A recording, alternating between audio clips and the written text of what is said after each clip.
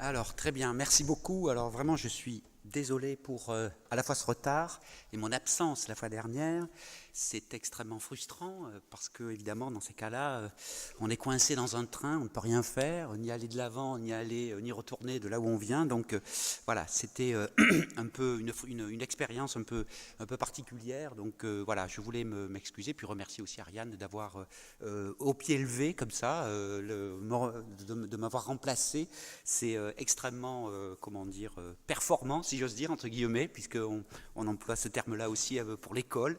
Donc voilà, et c'est très, comment dire, c'est à la fois très professionnel et puis très sympathique d'avoir fait ce travail au pied levé. Voilà. Alors, donc, je me propose de vous parler des marchés scolaires. Et j'ai intitulé ça « Les marchés scolaires améliorent-ils le service éducatif ?» Alors, évidemment, c'est une question qui est extrêmement polémique. Hein.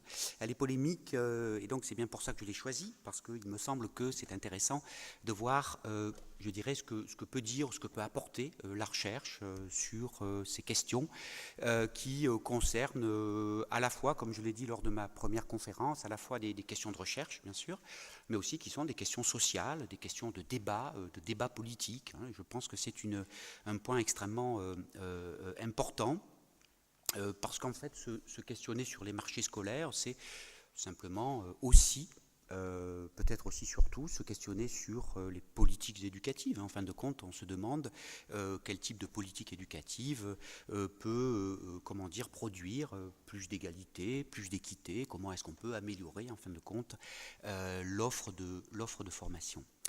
L'idée enfin, qui est à la base un peu de cette conférence, c'est comment dire, d'expliciter le débat, donc, qui est vif, je l'ai dit tout à l'heure, et je me base aussi, j'y reviendrai, sur un ouvrage que j'ai écrit avec deux de mes collègues, Christian Marois et Agnès Van Zenten, et donc à trois, je ne sais pas s'il faut dire à trois mains ou à six mains, mais nous l'avons écrit.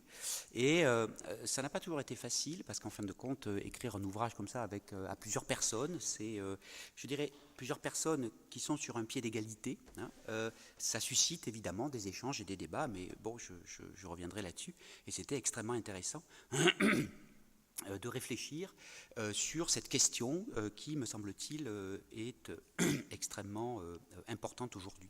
Alors, un premier point, c'est que, et c'était un peu le point de départ aussi de notre ouvrage, c'est de se dire, mais en fin de compte, les débats, lorsqu'on entend ou on écoute les débats sur les marchés scolaires, on a souvent des arguments extrêmement dichotomiques. Hein, c'est-à-dire, il y a ceux qui sont à fond pour les marchés scolaires, qui vont vous dire les marchés scolaires, c'est le paradis sur terre, tout va bien.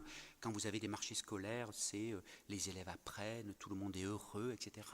Et puis, à l'inverse, d'autres qui vous disent les marchés scolaires, c'est l'horreur absolue. C'est les inégalités, c'est la ségrégation, il ne peut pas y avoir pire au monde que des marchés scolaires. Bon. Donc évidemment, notre perspective a été de se positionner un peu là-dessus et essayer de voir comment on pourrait avoir un discours, ou en tout cas une analyse un peu plus complexe de ces phénomènes. Alors l'idée, et j'ai parlé tout à l'heure comment dire, d'échanges ou d'arguments un peu dichotomiques. On a l'idée, par exemple, on a une sorte d'opposition assez forte entre ceux qui vous disent une gestion étatique de l'école est indispensable pour garantir l'égalité de tous. En fin de compte, l'éducation est un bien collectif. Et si c'est un bien collectif, eh bien, nous devons, en quelque sorte, le gérer par une instance qui représente l'intérêt collectif, et ça ne peut être que l'État. Bon. D'autres qui vont vous dire, eh bien, ce qui est important dans l'éducation, la gestion doit être locale, parce qu'on est au plus près des questions concrètes qui concernent les élèves à un moment donné, dans un lieu particulier. Et du coup, eh bien, c'est ça qui permet de produire une offre éducative de qualité. Il y a aussi le débat entre le libre choix des parents, d'une part, et aucun choix de l'autre. On va vous dire, l'éducation, eh bien, c'est un bien certes collectif, c'est aussi un bien individuel. L'éducation, ça ne concerne pas que l'État, ça concerne aussi les familles. Ce sont les parents qui donnent l'éducation qu'ils veulent bien donner à leurs enfants. Et donc le libre choix, cela fait partie de cette liberté. C'est un débat qui, évidemment, est extrêmement pertinent ici, en Belgique, bon, mais pas uniquement en Belgique. Hein, j'habite actuellement en Angleterre, c'est extrêmement, comment dire, fréquent ou quotidien de faire ce type de choix, donc du choix de l'école, hein, en quelque sorte, par les parents.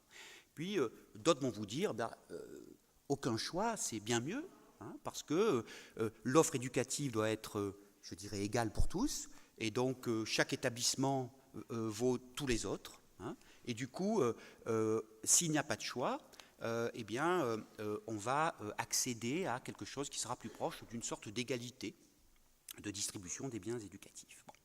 Autre type de débat qui recouvre donc la question des marchés scolaires, me semble-t-il, c'est celle de l'autonomie des établissements. Hein, c'est-à-dire, lorsqu'on parle de marché scolaire, on parle aussi d'une capacité des établissements à différencier l'offre. Hein. Il y a un implicite, enfin qui est bien plus qu'un implicite, c'est même explicite, hein, qui est que, en fin de compte, lorsque vous avez la possibilité pour les parents de choisir, lorsque la gestion, en fin de compte, va se faire en fonction de l'offre et de la demande d'éducation, eh bien, on va, en quelque sorte, naturellement, entre guillemets, produire une autonomie des établissements qui sera indispensable pour que l'offre ait un sens. L'offre différenciée ait un sens. Donc cette question de l'autonomie ou l'hétéronomie, si j'ose dire, des établissements est elle aussi extrêmement importante parce qu'il y a tout un champ de recherche qui va réfléchir sur cette question, qui va travailler plus que réfléchir, qui va produire des données empiriques, concrètes, sur les conséquences de cette autonomie des établissements. Et c'est un point qui est extrêmement important parce que, évidemment, ça concerne de façon extrêmement importante la question de la qualité de l'éducation. Et si j'avais pu être là la fois dernière, j'aurais pu peut-être en parler, même sûrement, à propos des enquêtes PISA, puisque c'est aussi l'une des thématiques abordées par les enquêtes PISA et par les résultats des enquêtes PISA. Et puis enfin, bien sûr, la question, enfin une autre question, peut-être l'ultime question des marchés scolaires, c'est celle de la régulation. Hein, qu'est-ce qui doit réguler, je dirais, l'éducation ? Est-ce qu'on doit réguler l'éducation par le marché, l'offre et la demande ? Hein, certains vont vous dire, j'y reviendrai, écoutez, si vous cherchez un coiffeur, on ne va pas vous dire, vous habitez tel quartier, vous allez aller chez tel coiffeur. Bon, à l'école, c'est pareil. Bon, donc ils vont vous dire, et le fait qu'il y ait de la concurrence entre les coiffeurs, ça permet d'améliorer le service. Hein, parce que chacun étant en concurrence avec les autres, chacun va faire les meilleurs prix, va faire la meilleure coiffure, et va peut-être être le plus branché possible, enfin si toutefois c'est ce que vous cherchez. Bon. D'autres, à l'inverse, vont vous dire il n'y a que l'État qui peut réguler ça, hein, parce que, encore une fois, on est dans une thématique hein, du bien collectif, et il n'y a que l'État qui va ou qui peut représenter ce bien collectif, cet intérêt collectif. Alors évidemment, ces points forts, ces piliers en quelque sorte du débat sur les marchés scolaires, avec Marois et Van Zanten, il a fallu un peu les bousculer, pas totalement bien sûr, mais enfin les bousculer ou plutôt les questionner. Hein, on a essayé de les questionner. Et donc pour questionner ces débats et ces questionnements, hein, on a présenté les choses. D'abord, on a procédé, si vous voulez, de façon à faire une lecture la plus exhaustive possible, elle n'est jamais exhaustive en fait, des travaux sur cette question des marchés scolaires. Et puis, c'est aussi ce que je vais vous présenter, on a essayé d'abord de définir ce que l'on entend par marché scolaire. Parce que, en fin de compte, la question a l'air simple. Hein. Marché scolaire, oh oui, chacun choisit ou pas. Bon. Mais en fait, il y a des formes extrêmement variées. Et c'est un point qui est complexe à établir et qui, en même temps, est extrêmement important pour comprendre les enjeux du débat d'une part, et d'autre part, la nature des politiques éducatives que l'on peut conduire dans ce domaine-là. Ça, c'est un premier point. Le deuxième point, c'est comment fonctionnent-ils, ces marchés scolaires, hein. Alors, dire comment fonctionnent ces marchés scolaires, cela revient à se demander comment les différents acteurs de ces marchés vont agir en fonction de quels principes. Bon. Comment agissent par exemple les établissements scolaires dans les situations de concurrence, comment agissent les parents, comment est-ce qu'ils choisissent ou ne choisissent pas. Comment aussi les instances politiques, on va dire, de gestion qui sont censées gérer l'organisation scolaire, comment agissent on va dire, l'administration scolaire. Donc ce sont des points qui sont importants parce que ça permet de voir quelle est la place des différents acteurs dans ces marchés scolaires. Et surtout, c'est important pour savoir et pour comprendre les conséquences de ces marchés scolaires, qui sera le point 3. Alors, évidemment, il y a une très grande littérature sur cette question-là en Belgique francophone, sur évidemment les marchés scolaires ou les quasi-marchés scolaires et les conséquences de ces marchés, notamment en termes de ségrégation, évidemment.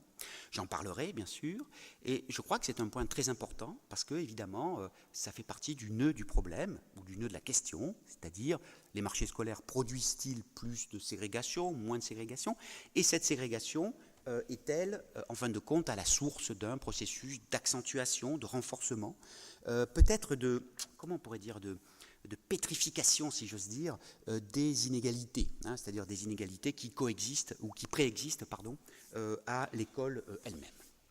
Je conclurai sur la question de la régulation, parce qu'il me semble que c'est extrêmement important de raisonner sur ce point-là. Comment réguler ces marchés scolaires ? On a de très beaux exemples de recherche dans cette université sur cette question, donc je ne me priverai pas évidemment de m'en inspirer pour répondre à cette question. Autre aspect qui, encore une fois introductif, c'est l'idée qu'on a tout intérêt, lorsqu'on raisonne sur les marchés scolaires, à raisonner sur, peut-être pas obligatoirement sur des comparaisons internationales, mais sur des cas de pays qui vont avoir en fait des formes différenciées, diversifiées de marchés scolaires. C'est un point qui est très important parce que, évidemment, comme toute politique éducative, comme toute structure, comme tout système éducatif, le lien est très fort entre, on va dire, l'histoire politique et culturelle de chaque nation et la nature de son système éducatif ou de leur système éducatif. Et je pense qu'on passerait à côté de beaucoup de choses si on se limitait à regarder un seul pays, dans la mesure où cette, la comparaison, si vous voulez, permet de faire ressortir un certain nombre de choses. Alors, ma source principale, mais ce n'est pas la seule, c'est donc notre ouvrage avec Marois et Van Zanten, Les marchés scolaires, sociologie d'une politique publique d'éducation. Je vous avoue que ça a été un long cheminement pour faire ce travail, parce qu'en fait, au départ, on pensait être d'accord sur tout. On pensait implicitement que nous étions d'accord, que nous allions lire les articles, les mêmes articles, de la même façon, que nous allions les interpréter de la même façon. Et en fait, on s'est rendu compte, au fur et à mesure que nous écrivions, que nous n'étions pas d'accord sur grand-chose, en fin de compte. Et alors ça aurait pu ne pas aboutir du coup, parce qu'il y a beaucoup de livres que l'on commence comme ça. On croit qu'on va pouvoir le faire sans grand problème, et puis en fin de compte, ça n'aboutit pas. Mais là, ça n'a pas été le cas, parce qu'en fait, on s'est mis à discuter, on a échangé, et ça a été une vraie aventure intellectuelle, en fin de compte, que de se dire, bon, on n'est pas d'accord, on a des visions extrêmement différenciées de la même question. Bon, on va voir comment on peut produire, malgré tout, un ouvrage de synthèse sur cette question. Donc, je me propose, puisque je suis en retard, donc de commencer directement et sans trop de fioritures la première partie. D'abord, un premier point sur la question des marchés scolaires. De quoi parle-t-on lorsqu'on parle de marchés scolaires ? Quand on est en Belgique, les marchés scolaires, c'est les quasi-marchés scolaires, c'est-à-dire on peut choisir avec une sorte de régulation, avec un certain nombre de choses qui sont définies par la puissance publique pour réguler d'une certaine façon les choses. Quand on est en France et que l'on pense marché scolaire, eh bien, on ne pense pas du tout à la même chose. On pense à des choses qui sont beaucoup plus de l'ordre du marché officieux, j'y reviendrai tout à l'heure, c'est-à-dire qu'officiellement, on n'a pas le droit de choisir, mais on choisit quand même, tout en choisissant, sans dire qu'on choisit, etc. etc. Et puis dans d'autres pays, aux États-Unis par exemple, ou en Angleterre, on a encore d'autres formes de marché Donc, en fin de compte, il y a comment dire, une définition extrêmement forte au niveau national de ce concept et de cette pratique ou de cette politique. D'abord, évidemment, si on prend le concept de marché, alors je ne suis pas économiste, je ne vais pas vous faire un cours sur les marchés en économie, mais globalement, un marché, c'est quoi? C'est une offre et une demande régulées par les prix. Si vous voulez acheter une voiture, ou si, comme je l'ai dit tout à l'heure, si vous cherchez un coiffeur, bon, vous avez un certain nombre de coiffeurs dans votre quartier ou plus loin, et puis vous allez les choisir en fonction du prix, en fonction de peut-être de la recommandation de X ou Y, de vos amis, etc., ou de vos habitudes, ou de la proximité à côté de chez vous. Bon, eh bien, on peut dire qu'un marché, c'est ça. Il y a une offre, il y a une demande, et tout ça est régulé par les prix.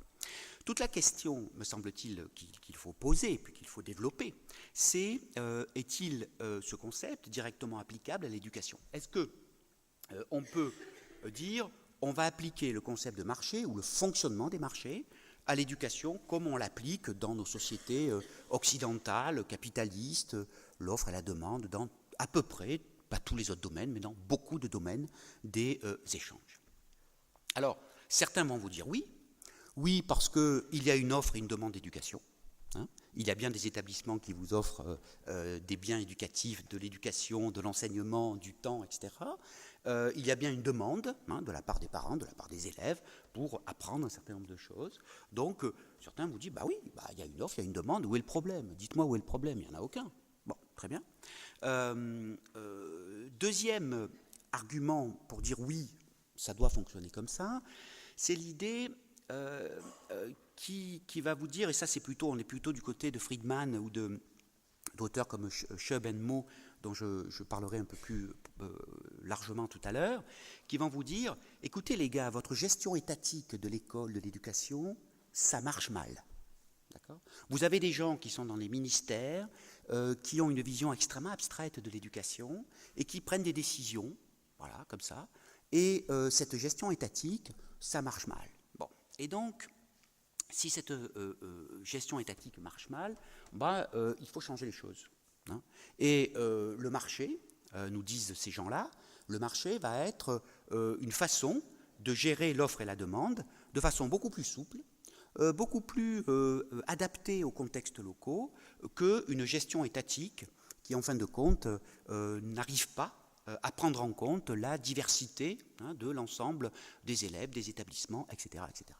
Alors, c'est un argument qui est extrêmement intéressant parce que, effectivement, cela questionne directement la nature des politiques éducatives et la façon dont on les met en œuvre. D'autres vont vous dire non, l'éducation, on ne peut pas la gérer comme un marché économique classique, simplement parce que ce n'est pas un bien comme un autre. L'éducation n'est pas un bien marchand. Ce n'est pas un bien marchand, c'est-à-dire c'est un bien singulier. Alors, par exemple, ils vont vous dire, si vous voulez acheter une voiture et que vous êtes intéressé par tel modèle de telle marque, eh bien, s'il y en a 1000 qui ont été produites, eh bien, n'importe laquelle de ces 1000 voitures de telle marque, de tel modèle, eh bien, va être égale à tous les autres. C'est standardisé, ça a été produit de façon à ce que ça soit standardisé, et elles ont toutes d'ailleurs le même prix. Dans l'éducation, c'est un bien qui est un bien de service d'abord, et ce bien de service, il dépend de beaucoup de choses, et pas uniquement de l'offre, il dépend aussi de la nature du public, il dépend aussi de tout un ensemble de contextes qui fait que ce bien n'est pas un bien marchand comme un autre, c'est un bien singulier, un peu comme, alors vous avez un sociologue, philosophe qui a travaillé sur cette question-là, pas directement sur l'école, mais sur les marchés singuliers ou des biens singuliers, c'est Lucien Carpic, et qui a travaillé notamment sur le marché des avocats. Il travaille sur le marché des avocats, et il expliquait comment c'était un marché extrêmement complexe et très différent des marchés de voitures ou de biens de consommation, dans le sens où on n'était jamais certain de la qualité de l'avocat, et que le prix que l'on mettait dans son avocat n'était pas toujours le reflet de la qualité du service qu'il allait produire. Donc en fait, c'est un bien singulier, l'éducation n'est pas un bien marchand, donc on peut dire là-dessus, alors je vous ai mis une citation d'un article que j'ai écrit il y a quelques années avec ma collègue et amie Joëlle Perroton, l'éducation est un bien très particulier où l'incertitude sur la qualité est grande, l'information difficile à obtenir et où l'ensemble des acteurs en présence participent du fonctionnement du marché de la qualité éducative. Ce qui veut dire quoi? Ce qui veut dire que ce bien particulier, on ne peut pas totalement le penser dans le cadre de l'économie néoclassique telle que pourraient le faire certains économistes. Alors, l'idée, si vous voulez, c'est que dans ces marchés, donc, on a plusieurs acteurs, qui interviennent. Et tout à l'heure, j'en ai parlé en termes de concepts, qui vont de concert avec le concept de marché. La concurrence entre établissements, le choix des familles, la régulation, tout ça doit être pris en compte pour comprendre ce fonctionnement des marchés. Un autre aspect qui me semble extrêmement important aussi, c'est où ce sont les traditions scolaires d'un pays. Lorsque, évidemment, on travaille sur ce qu'on appelle les quasi-marchés,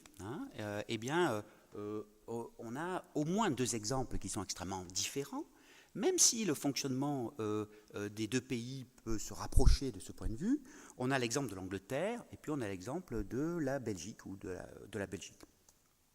Et donc, dans les 2 cas, nous avons ce qu'on appelle des quasi-marchés, mais les sources de ces quasi-marchés ne sont pas les mêmes. Du côté de la Belgique, on a plutôt quelque chose qui renvoie à l'histoire du pays, à la constitution du pays, et du coup à la tradition politique qui s'est constituée depuis sa naissance. D'accord ? Du côté de l'Angleterre, on a plutôt une réforme qui a été insufflée par Margaret Thatcher, qui, en 1988, va produire l'Education Reform Act, qui a été l'acte fondateur des quasi-marchés ou d'un nouveau système, d'un renouveau, en quelque sorte, on peut dire ça comme ça, de l'école ou du système éducatif en Angleterre. Et donc, on a évidemment des traditions qui sont extrêmement variées. Et ces traditions variées, on doit les prendre en compte pour comprendre ce qui se passe. Parce que sinon, on passe très rapidement à côté de la question que l'on veut poser. Donc, en Belgique, on a plutôt une tradition politique et constitutionnelle. En Angleterre, un acte de néolibéralisme thatchérien. Très bien. En France, on a plutôt, j'y reviendrai, des marchés non officiels. C'est-à-dire, si vous allez en France et que vous discutez avec n'importe quel administrateur de l'éducation, dans une situation officielle, bien sûr, il va vous dire, mais marché scolaire, mais c'est horrible, monsieur, mais comment ça? Ça n'existe pas ici. Ici, on n'est pas aux États-Unis, on n'est pas en Amérique, monsieur. Bon, ni en Angleterre. Bon. Et donc, ils vont vous dire, ça n'existe pas parce que tout ça est régi par un système de carte scolaire. Bon. Et si c'est régi par un système de carte scolaire, eh bien, il ne peut pas y avoir de marché. C'est la carte scolaire qui régit la rencontre entre l'offre et la demande. Madame, vous habitez tel quartier, votre enfant va aller dans tel établissement, qui est l'établissement du quartier. Et je vous garantis que cet établissement vaut l'établissement qui est dans un autre quartier. C'est exactement la même chose, les profs sont les mêmes, l'enseignement est le même, etc. etc. Bon. Donc ça, c'est le système. Et puis aux États-Unis, on a des formes extrêmement variées, évidemment. Alors les premières formes aux États-Unis, on a un peu développé ça dans notre ouvrage, avec ce qu'on appelle les vouchers, c'est-à-dire une sorte de chèque éducation, qui permettent, dans un certain nombre de contextes, qui sont très variés selon les États et selon les États, qui vont permettre, par exemple, de dire, eh bien, certains élèves, parce qu'ils sont de milieux défavorisés, parce que leurs parents sont peu fortunés, ne peuvent pas accéder à l'école privée. Or, les écoles privées, ça doit être ouvert à tous. Donc, on va donner un chèque éducation qui va permettre, soit totalement, soit en général partiellement, de couvrir les frais de scolarité, les frais d'écolage, qui permettent, en fin de compte, d'accéder à tout ça. Alors, dans ce cadre-là, si vous voulez, vous voyez qu'il y a beaucoup de questions, beaucoup de situations nationales, beaucoup de concepts qui s'entremêlent, beaucoup de situations concrètes qui correspondent à des choses qui sont peut-être difficiles à percevoir. Et donc, dans ce cas-là, ce que nous avons essayé de faire, c'est de construire une typologie. Alors, comme toute typologie, elle simplifie la réalité, évidemment. Peut-être trop, peut-être pas assez, je n'en sais rien.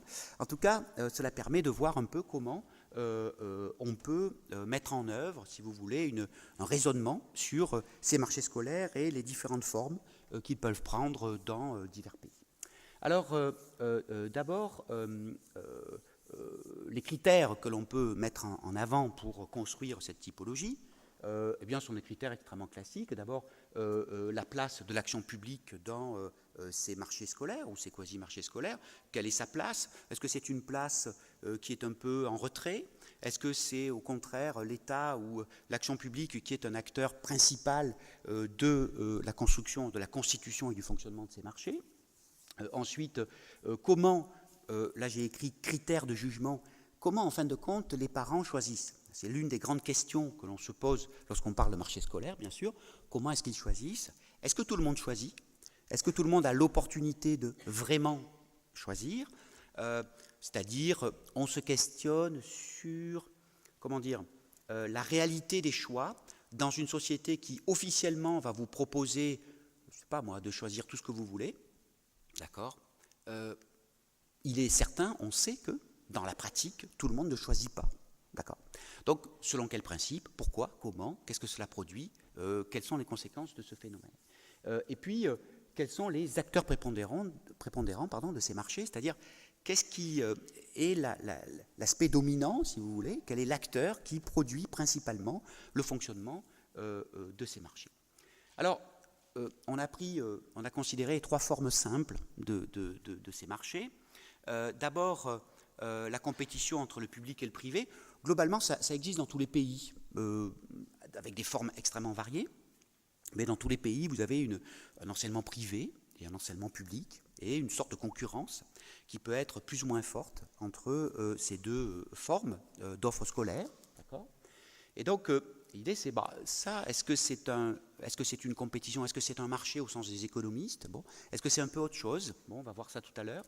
Les quasi-marchés, alors les quasi-marchés, c'est ce qu'on trouve ici en Belgique, c'est-à-dire, c'est pas un marché totalement libre comme celui des coiffeurs ou des voitures ou des épinards, c'est un marché qui est régi, régulé, organisé par l'État et aussi, peut-être surtout, dans lequel l'État est un offreur d'éducation extrêmement important, voire dominant, voire exclusif. Bon. Donc, on est quand même dans un système qui à la fois est un marché, mais qui en même temps aussi a une forte régulation, je dirais, du point de vue politique. Et puis, les marchés officieux, c'est ce que j'ai dit tout à l'heure sur la France, ce sont des marchés qui ne sont pas censés exister. On a hésité à appeler ça des marchés noirs, vous voyez, comme, c'est-à-dire un marché qui n'existe pas vraiment, qui est interdit, mais qui quand même fonctionne tout de même, etc. On a pris officieux parce que ça nous semblait beaucoup plus proche de la réalité, en fait, concrète, de ce qui se passe dans ces types de marchés. Alors, on peut dire, évidemment, que ces formes élémentaires peuvent coexister dans un seul et même pays, bien sûr, hein, le privé, le public, des quasi-marchés ou pas, des marchés officieux, donc tout ça est articulable les uns aux autres. Alors, j'ai mis ici un petit tableau qui me semblait assez parlant, j'espère que je ne me trompe pas, sur cette typologie. Pardonnez-moi, je vais chercher ma petite bouteille. Alors, donc on a mis ce tableau pour donner un peu une vision synthétique de ce que pourraient être ces marchés, avec d'abord la forme idéale typique dominante que peuvent prendre ces marchés dans un pays donné, les acteurs prépondérants, comme je l'ai dit tout à l'heure, les modes de construction principale du jugement, c'est-à-dire comment s'opère le choix dans chacun de ces systèmes, et puis la nature de l'action publique qui en émane. Alors, je vais développer ça dans la suite, évidemment, de mon propos, mais je peux commencer très, très rapidement à commenter ce tableau. Pour les marchés privés, par exemple, évidemment, lorsqu'on se penche concrètement sur ce que peut être un marché privé d'éducation, en fin de compte, relativement rares sont les cas où vous avez une offre privée d'éducation qui est totalement libre. Hein. Alors, ça existe, par exemple, si je prends l'exemple français ou d'autres pays, mais on peut voir qu'on a une offre qui, certes, est un enseignement privé qui est extrêmement vaste et important, où à peu près 20% des élèves sont scolarisés dans ce système-là, donc 20% c'est beaucoup. Mais en même temps, on sait que c'est un système privé subventionné, aidé par l'État, dans le sens où cet enseignement privé est considéré comme ayant une mission de service public. Bon. Quand un système privé scolarise 20% des élèves, il a une fonction, en quelque sorte, de service public. Et donc, il est financé par l'État. Donc, ce n'est pas totalement un service privé, au sens où les parents ne paient pas le vrai prix de l'éducation. Si vous allez, par contre, à Genève, par exemple, le privé est totalement privé. Donc, à Genève, si vous voulez mettre votre enfant dans une école privée, évidemment, vous êtes totalement libre de le faire, mais vous payez le vrai prix. Et lorsqu'on voit les prix des écoles privées à Genève ou ailleurs en Suisse, on voit que le prix d'éducation est extrêmement élevé et ça demande des droits d'écolage extrêmement forts. Et seuls des gens qui ont des positions sociales et économiques surtout très élevées peuvent accéder à ce type de formation. Mais, évidemment, cela ne signifie pas que la qualité de ces écoles soit meilleure que la qualité des écoles publiques. Ce qui est différent dans les écoles privées suisses, c'est que votre enfant fréquente que des gens très riches ou des enfants de gens très riches et très bien, etc. Bon. Mais en termes de qualité éducative, il n'y a pas de lien direct entre le prix que vous payez et la qualité de l'éducation que reçoit votre enfant. D'accord ? Donc, évidemment, ça pose un problème en termes de régulation des marchés. Je pense qu'on verra ça tout à l'heure de façon un peu plus développée. Je vous propose c'était juste un exemple. Alors, cela produit quoi ? Par exemple, j'ai mis politique de privatisation. C'est quoi une politique de privatisation ? Eh bien, certains, je vais y venir là. Et tout à l'heure, peut-être, je remettrai ce tableau pour vous le montrer. Mais par exemple, dans l'idée d'un marché scolaire comme compétition entre le public et le privé, eh bien, on se pose une question, on se dit, est-ce que la compétition, est-ce que la concurrence entre établissements va être profitable à tous ? C'est la question que l'on se pose. Et j'ai cité tout à l'heure 2 auteurs américains qui sont relativement célèbres parce qu'ils ont écrit à la fois des livres et puis des articles un peu polémiques, même extrêmement polémiques sur cette question-là. Et quand il y a des polémiques, évidemment, c'est intéressant, alors on va lire ce qui se fait. Et donc c'est Chubb and Moe, Public Markets and American Schools, où vous avez un ouvrage et tout un ensemble aussi d'articles qui essaie de démontrer l'idée que les marchés scolaires libres sont la meilleure solution pour optimiser l'éducation, d'accord ? Pour faire en sorte que le système éducatif ou les systèmes éducatifs soient les plus efficaces possibles. Ils parlent assez peu de l'équité ou des inégalités, ils sont plutôt intéressés par les questions d'efficacité. On y reviendra tout à l'heure. Donc leur réflexion porte là-dessus et ils vont développer l'idée qu'un système de pur marché pour l'éducation permettrait d'améliorer dans son ensemble le système éducatif. Alors évidemment, c'est un argument qui est intéressant. Il est intéressant au moins parce qu'il est très polémique, bien sûr, et puis il est intéressant parce que, en fin de compte, on peut essayer de le mettre à l'épreuve des faits. Donc c'est quelque chose qui est particulièrement intéressant. Alors, j'ai cité tout à l'heure Friedman, je ne vais pas y revenir, mais c'est un grand classique, si vous voulez, de cette idée que l'éducation devrait être totalement privatisée, en quelque sorte. C'est une façon de dire ça doit être un marché comme pour les autres biens de consommation. L'idée principale est la suivante. La concurrence améliore le service éducatif comme elle améliore toute forme de service en général. C'est ça un peu l'idée principale. L'éducation est un bien comme un autre. Et comme je l'ai dit tout à l'heure, si vous mettez en concurrence, tenez au hasard, les systèmes les transports, puisque j'ai pâti quand même pas mal, et vous aussi en partie, de ces problèmes de transport, eh bien, si on met en concurrence les transports, ça va s'améliorer. Bon, je pense que c'est faux, moi, puisque quand on voit les transports en Angleterre, on s'aperçoit que ça n'est pas beaucoup mieux. Mais enfin bref, ce que l'on voit, c'est que ce qu'on dit, c'est il y a un gain collectif à faire fonctionner l'éducation sur le mode des marchés. Alors, les arguments que présente Chaban-Moll sont multiples. D'abord, ce sont les arguments de principe tels que je viens de les énoncer. Très bien. Il y a aussi d'autres arguments. C'est par exemple l'idée que dans un système privé, en fin de compte, le chef d'établissement, hein, dans un collège ou un lycée ou une école, va être comme un petit chef d'entreprise. Il va recruter ses enseignants, c'est lui qui va assurer le management en quelque sorte, et du coup il va avoir une cohérence, une cohésion dans l'équipe pédagogique qui va être extrêmement forte. Hein. C'est l'un des arguments qu'il donne. L'idée, c'est que la loyauté des enseignants ne va pas aller à leur syndicat, à l'État, qui est une abstraction extrêmement vague, elle va aller à l'établissement dans lequel ils enseignent.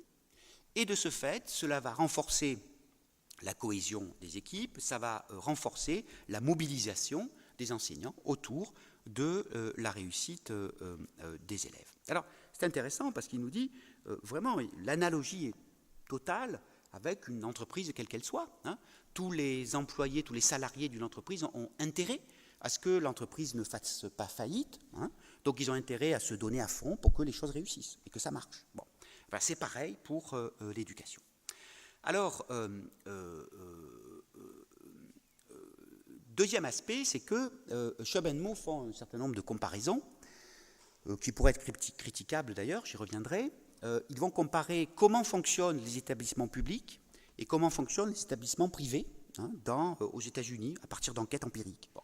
Ils vont montrer que dans les établissements privés, effectivement, la cohésion des équipes est beaucoup plus forte. Hein. Il y a une mobilisation. Il y a une satisfaction au travail qu'ils ne retrouvent pas dans les établissements publics. Alors, évidemment, on pourrait réfléchir et puis critiquer ces résultats en disant que les établissements publics doivent accueillir tout le monde, alors que les établissements privés n'accueillent pas tout le monde, donc ça crée une petite différence entre tout ça. Enfin, il ne s'attarde pas sur cette question. Et donc l'idée, c'est de dire, puisque ça marche mieux dans le privé, eh bien, nous proposons que tous les établissements fonctionnent sur le mode du privé. Voilà, un peu l'idée, si vous voulez, qui est développée. Alors, cette prise de position, encore une fois radicale et intéressante, parce que radicale, s'appuie sur quoi? Alors, elle s'appuie sur les travaux de Chaban-Moll, quelques-uns, sur, en fait, pas mal de travaux sur le fonctionnement des écoles privées. Et j'en ai cité quelques-uns, je ne peux pas tout citer parce qu'on ne s'en sortirait pas, mais vous avez un travail de Coleman, par exemple, qui est relativement ancien, hein, 1982, sur les high schools, avec une analyse comparative entre le public et le privé. Et dans ce travail, Coleman se questionnait sur la comparaison en faisant des suivis de cohortes sur le parcours scolaire et les apprentissages des élèves dans le privé et dans le public. Et ce qu'il montrait, c'est que les différences entre élèves de départ, hein, au début de la cohorte, ou à l'entrée des high schools, ces différences tendaient à s'amenuiser, à diminuer dans les écoles privées et tendaient à rester identiques, voire à s'accentuer, dans les écoles publiques. Bon. Et donc c'est un résultat qui est extrêmement intéressant, parce que Coleman nous dit, si on démontre cela signifie qu'il y a quelque chose dans le fonctionnement des écoles privées et quelque chose dans le fonctionnement des écoles publiques qui fait qu'on produit plus ou moins d'inégalités, d'accord, dans le parcours des élèves. Bon. Alors, la question que se pose Coleman, c'est de dire, qu'est-ce qui va expliquer ça? Qu'est-ce qui explique que dans les écoles privées, il va y avoir plus de cohésion en quelque sorte. Les élèves vont scolairement se rapprocher au niveau de leurs acquis, d'accord, alors que dans le public, ils vont plutôt s'éloigner et les inégalités vont se renforcer. Alors ce que raconte Coleman, c'est de dire, dans les écoles privées, dans la mesure où il y a une plus grande proximité entre les différents acteurs, les parents, les enseignants, les chefs d'établissement. Il y a plus de cohésion entre ce petit monde que constitue l'établissement. Et du coup, il va y avoir une continuité des valeurs entre les familles et l'école. Et du coup, cette continuité des valeurs crée une cohésion et crée des conditions d'apprentissage qui sont meilleures dans le privé que dans le public. Alors ce résultat est extrêmement intéressant parce que, évidemment, ça questionne sur, sur le fonctionnement de ces écoles. Alors, c'est un argument, si vous voulez, qui est extrêmement fort dans la voix de Chaubenneau pour dire privatisons tout. Quels sont les arguments qui critiquent ce modèle et qui sont en rupture avec cette conception que l'on pourrait appeler libérale, tout simplement, de l'éducation ou de l'organisation de l'éducation? Première critique, c'est une critique un peu conceptuelle. Donc, en tant que telle, elle n'est peut-être pas radicale, mais c'est une conception simpliste des marchés en éducation, avec l'idée que, comme l'histoire de la main invisible qui est censée réguler les marchés économiques, eh bien, il y aurait ce même système de régulation, une main invisible, qui régulerait l'offre et la demande d'éducation, et puis tout se passerait comme ça, comme par enchantement, très très bien. Alors, cette critique est tout de même importante, parce que lorsqu'on regarde les travaux de Coleman que je viens de citer, ou ceux de Chaubenneau, évidemment, tout dépend, les critiques vont vous dire, tout dépend de l'école privée que l'on observe. Rappelons que les écoles privées n'ont pas le même type de recrutement, ils peuvent choisir leurs élèves, ils peuvent en exclure certains, ils peuvent en mettre à l'écart. Donc ceux qui restent ont une cohésion plus forte, mais peut-être que cette cohésion interne se fait au prix d'une exclusion d'autres personnes ou d'autres élèves qui auraient pu y être, mais n'y sont pas. Donc ça, c'est quand même un argument qui n'est pas négligeable. Et quand on voit à partir des enquêtes PISA, par exemple, ce qu'on appelle la variance inter- et intra-établissement, on voit que dans certains pays, les établissements se ressemblent tous, enfin, ils sont très proches, je dirais, en termes de composition, par exemple, sociale du public, puis d'autres, ils sont très différenciés. Et tout de même, l'idée que la population n'est pas la même dans le privé et dans le public est quand même un argument de poids pour dire que, certes, ça peut mieux fonctionner dans le privé, mais est-ce que ça fonctionnerait mieux si tous les élèves pouvaient accéder à ces écoles privées? Ensuite, le deuxième argument contre ces arguments pour les marchés scolaires libres, entre guillemets, c'est l'idée que l'offre et la demande ne produisent pas obligatoirement une meilleure adaptation de l'offre à la demande des familles, en l'occurrence, si on parle d'éducation. C'est une idée qui est relativement classique, c'est de dire, en fait, l'adaptation des offreurs va se faire par rapport aux autres offreurs et non pas par rapport à la demande d'éducation. Donc, en fait, l'idée, c'est les établissements, au lieu de s'adapter à ce que demandent les familles, dans une sorte de cohésion un peu idyllique, comme pouvait le présenter Chaubenneau ou Coleman, ça va être plutôt, je vais m'adapter à l'offre que fait mon voisin qui est mon concurrent direct, d'accord ? Donc s'il propose une option telle ou telle manière, moi je vais faire une option de la même façon, d'accord ? Et en fait, ça va produire une offre qui va dépendre, en fin de compte, strictement de l'observation de chaque établissement par rapport aux autres, et non pas de la recherche, de la satisfaction du public, en quelque sorte, ou des clients, entre guillemets, si l'on est dans un système de marché. Alors, il y a quelques travaux, des travaux anglais notamment, que je cite ici, qui ont pu expliciter tout de même ce mécanisme, en fin de compte, d'adaptation, non pas à la demande, mais aux autres offreurs. Troisième argument, c'est l'idée que le choix des familles n'est pas toujours libre.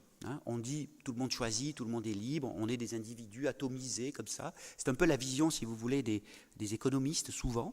J'espère qu'il n'y a pas d'économistes dans la salle parce que je ne voudrais pas me faire engueuler. Mais, donc c'est l'idée que les individus sont en fait libres, ils peuvent choisir tout ce qu'ils veulent. Bon, la réponse est, en fait, on sait que ce n'est pas ce qui se passe. Et donc, d'abord parce que l'information n'est pas disponible, l'asymétrie d'information, ça existe, c'est-à-dire tous les clients potentiels ne sont pas informés, je vais y revenir, sur la nature de l'offre. Est-ce que tel établissement est un bon établissement? Est-ce qu'il n'est pas bon? Quels sont les critères que je vais choisir pour dire celui-là est bien, celui-là est pas bien? C'est extrêmement flou. On n'est pas visiblement dans quelque chose qui est très clair dans ce champ-là. Et donc, il y a cet aspect-là de la liberté, si vous voulez, qui n'est pas distribuée de façon libre. Alors, on pourrait donner, évidemment, mais je vais les développer tout à l'heure, d'autres arguments un peu plus concrets. L'idée, par exemple, que les marchés scolaires, surtout s'ils sont libres, et si, par exemple, ils ne sont nullement régulés, eh bien, produisent aussi énormément d'inégalités, puisque l'accès à certains établissements pourrait être plus cher, plus coûteux que d'autres, et évidemment, le capital économique n'est pas distribué de la même façon dans l'ensemble d'une population. Bon, donc, ça demande de toute façon une certaine régulation, si l'on veut limiter, voire, éliminer totalement ce genre de problème. Les marchés scolaires régulés par la puissance publique, les quasi-marchés, bon, c'est un système que vous connaissez, puisque c'est ce qui se passe en Belgique. Donc, c'est un système qui est extrêmement intéressant, parce que il y a une idée qui est relativement simple, c'est que l'éducation, l'offre d'éducation, doit être régulée par la puissance publique. On ne peut pas faire une offre d'éducation qui serait totalement libre. Et pourquoi est-ce qu'on dit quasi-marché? Eh bien, simplement parce que la rencontre entre l'offre et la demande est régie par l'État, et l'État, ou la puissance publique, offre aussi, évidemment, de l'éducation au travers des établissements publics, etc., etc. Donc, on n'est pas dans un système où on est sur le marché des voitures, par exemple. Dans le marché des voitures ou des voitures d'occasion ou des voitures neuves, l'État intervient relativement peu, même si ça a pu être le cas dans certains pays, dans certaines périodes historiques. Bon. Mais aujourd'hui, on peut dire que le marché des voitures est libre. Bon. Ce n'est pas le cas pour l'éducation. L'idée, c'est que pour que ce système fonctionne, il faut concilier un certain nombre de mécanismes, ou en tout cas de logiques, qui peuvent être en fait contradictoires, ne pas agir dans le même sens. Le choix des familles, d'accord. Par exemple, ce choix des familles doit être régulé, d'accord. Et puis l'État intervient aussi, bien sûr, pour définir les programmes, pour définir les conditions d'admission des élèves, pour définir l'information sur les établissements. Par exemple, l'État va dire, ben voilà, on va publier sur Internet des rapports pour chaque établissement qui va dire, ben voilà, cette année, il y a eu tant de réussites, tant d'échecs, tant d'absences, tant de ceci, tant de cela, qui sont autant d'indicateurs qui vont être, ben voilà, vous saurez ce que vaut tel ou tel établissement selon un certain nombre de critères extrêmement variés. Donc, le cas du Royaume-Uni et de la Belgique sont évidemment des cas très intéressants là-dessus, mais comme je l'ai dit tout à l'heure, ce sont des cas qui, en fait, divergent très fortement selon l'histoire de ces marchés scolaires ou de ces quasi-marchés scolaires, puisque du côté du Royaume-Uni, on a plutôt une sorte de volonté politique de libéralisation de l'éducation sur le modèle de la libéralisation de la société anglaise sous l'ère Thatcher, d'accord. Et puis du côté de la Belgique, on a quelque chose d'un peu plus complexe et plus historique lié à la création de l'État belge en 1830. J'espère que c'est bien 1830, parce que bon, voilà, j'ai bien cherché dans un dictionnaire. Bon. Alors, de façon concrète, de quoi s'agit-il, si on veut donner une définition extrêmement générale de ces quasi-marchés, eh bien, l'État garantit une certaine unité éducative, d'accord, les programmes, évidemment, les curricula, les rythmes scolaires, l'âge d'entrée à l'école, évidemment, les différents niveaux de formation. C'est aussi l'État qui contrôle l'ouverture et la fermeture des établissements, parce qu'on ne peut pas créer n'importe comment, n'importe quand, un établissement, n'importe où, etc. Donc ça, c'est un point qui est extrêmement important. Donc l'État est un acteur prépondérant de ces quasi-marchés scolaires. Et ça, c'est un point qui est important, parce que cela signifie qu'on n'est pas dans un modèle de la libéralisation, on est plutôt dans un modèle hybride, hein, où il y a à la fois du choix et à la fois de la régulation par l'État. Alors, en Grande-Bretagne, par exemple, j'ai donné quelques exemples qui sont assez intéressants, parce que quand je me suis installé à Bristol, en Angleterre, en janvier, on m'a demandé de choisir l'établissement pour ma fille. Alors je n'avais strictement aucun critère de jugement, ne connaissant absolument pas Bristol, etc., ni le système anglais. Bon. Mais on m'a quand même demandé de choisir, de dire voilà, vous faites un choix, vous avez 3 établissements à choisir, je pense que c'est pareil ici, il me semble à peu près. Donc vous avez une liste, choisissez, et puis l'administration scolaire va considérer votre choix, considérer l'ensemble des choix de tous les autres parents qui inscrivent leur enfant dans l'école, et puis on vous donnera une réponse. Et puis on m'a donné une réponse, on m'a dit, ben voilà, votre premier choix n'est pas possible, le deuxième est possible, est-ce que vous l'acceptez? Alors je dis, ben oui, je l'accepte, et puis voilà, donc ça a fonctionné comme ça. Bon. Alors ça veut dire quoi? C'est-à-dire que ces écoles, si vous voulez, elles sont autonomes, mais surtout ces écoles sont évaluées.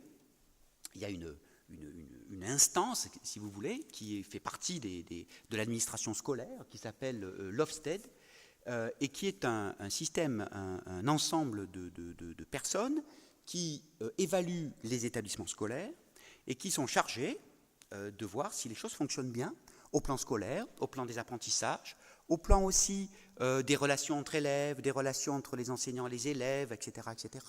Et cela donne lieu à un rapport. Et cet organisme, l'Ofsted, va vous dire, bah, tel établissement, là, ça ne va pas. Vous devez renverser la machine. Ça fait 2 ans que les résultats des élèves baissent. Bon, il faut que ça change, donc on revient dans 1 an, etc. Et puis, certains établissements peuvent être fermés parce qu'ils ne fonctionnent pas. Ils fonctionnent mal. Donc, un établissement qui fonctionne mal est fermé.